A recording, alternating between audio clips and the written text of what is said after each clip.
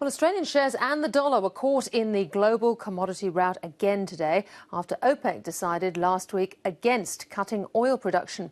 The price of crude has fallen 15% in a week, while iron ore has halved over the course of a year. All of that means a big hit to Australia's national income and years, if not decades, of subpar growth. Neil Woolridge reports. Another day of red ink on the stock market, another reality check for the Australian economy. The whole Australian economy is unwinding because the iron ore price and the oil price are going through the floor, and we're basically a commodities-based economy. Commodity prices tumbled again over the weekend, this time after OPEC decided to maintain oil production levels despite a 40% price crash since June. Just like the situation unfolding in the iron ore market, OPEC seems happy to see the price of crude fall in the short term by flooding the market with excess supply. The oil cartel is then hoping to push its higher-cost US rivals out of the market and eventually regain control over the price of crude. But the further the commodity rout runs, the bigger the impact on Australia's national income.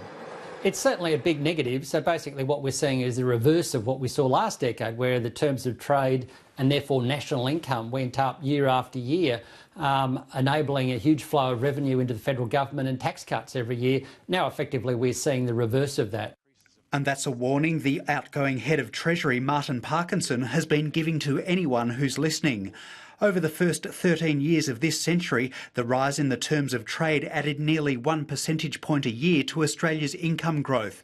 But based on Treasury forecast for the next decade, the unwinding of the terms of trade boom will subtract around 0.5 percentage point a year from income growth.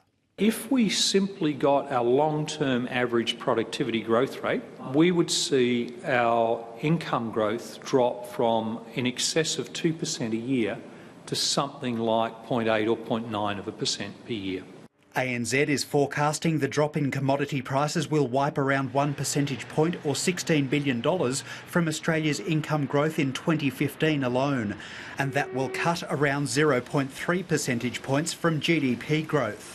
But really this is sort of a pushing out of that recovery back to above trend growth rather than a change in the actual trajectory for the economy. So we just think that recovery is going to come through a little bit later than we thought earlier.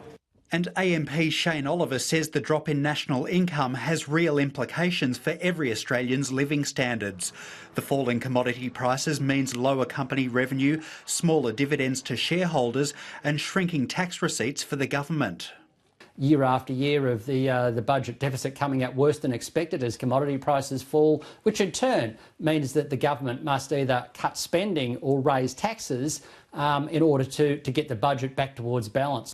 Some industries, especially auto manufacturing, were hollowed out during the resources boom and appear unlikely to return. However, ANZ's Felicity Emmett says there are signs of recovery in the non-mining parts of the economy. Last week's numbers from the ABS showed that non-mining investment starting to pick up quite solidly. Consumer spending really has been a bit of a laggard in this recovery, and it's only growing on the latest numbers about 2% in an annualised sense. Just like the stock market, another casualty in this era of subdued growth.